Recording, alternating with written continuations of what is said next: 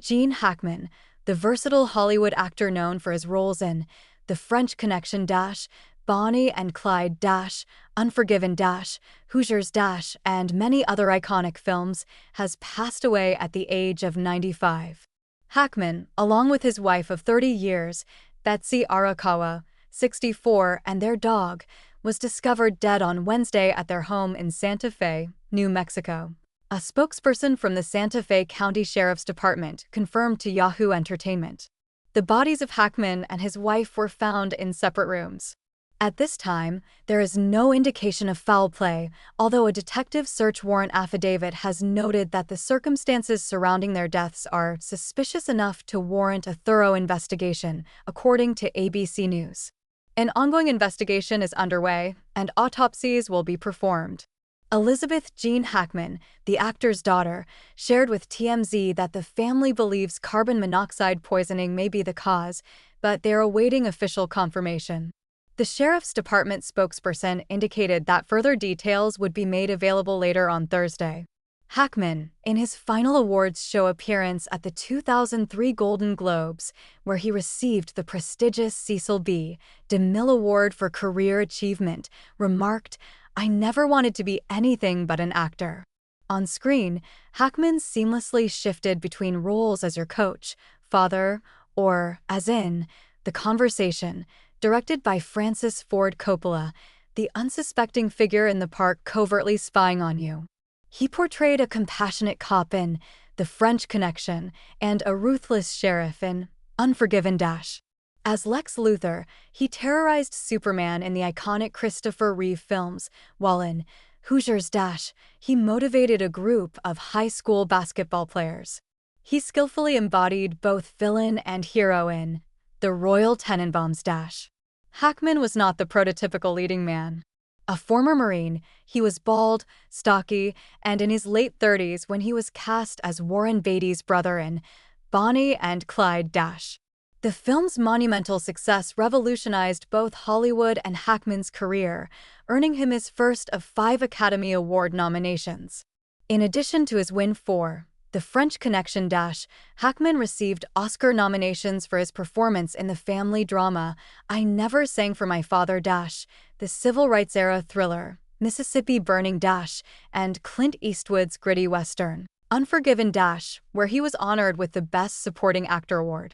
Other notable films in Hackman's extensive career include the 1970s disaster classic The Poseidon Adventure Dash, the legal thriller The Firm, starring Tom Cruise, the espionage drama Enemy of the State, with Will Smith, and the popular comedies The Birdcage and Get Shorty Dash.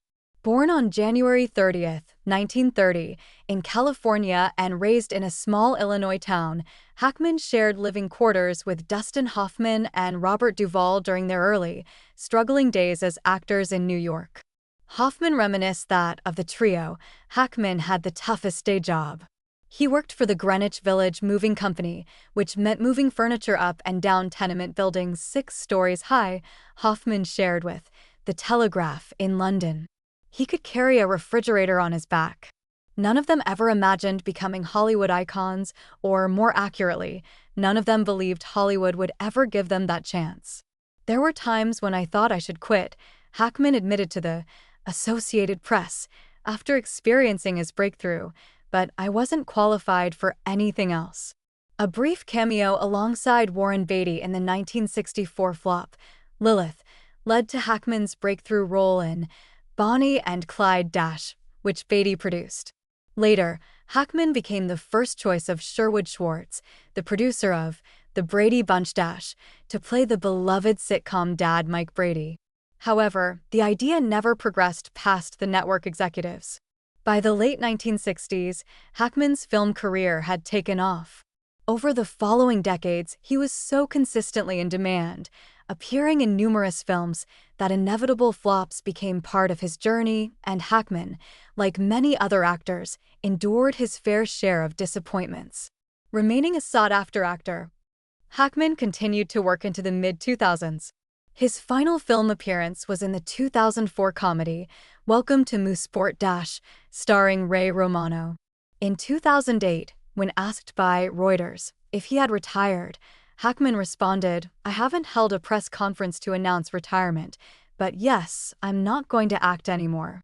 I've been told not to say that in recent years, just in case a truly wonderful part comes along, but I really don't want to do it anymore."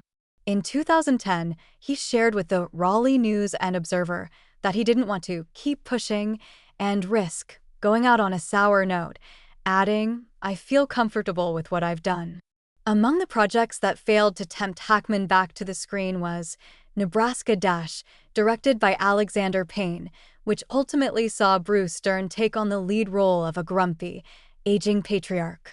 When asked by Yahoo Entertainment in 2013 whether he would ever return to film, Hackman humorously responded, "Only in reruns." Hackman was married twice and divorced once. In 2009, Cloris Leachman of The Mary Tyler Moore Show and The Last Picture Show recounted an unforgettable one-night affair she claimed to have had with Hackman in the 1970s. Away from the limelight, Hackman was passionate about painting and writing historical novels. His final book, Pursuit Dash, was published in 2013. He also devoted time to volunteering at an animal rescue center in Santa Fe, New Mexico, where he had lived since the 1980s. In 1991, he married Betsy Arakoa, a classical pianist. One of the last public photographs of Hackman and Arakoa was taken on March 28, 2024, a year before their deaths. The couple was seen enjoying lunch in Santa Fe, walking out of the restaurant hand in hand. Ultimately, Hackman realized that while the perks of Hollywood fame were enticing, it was the craft of acting that truly captivated him. "The only thing I'm in this business for," he once said, "is the thrill of making a scene work."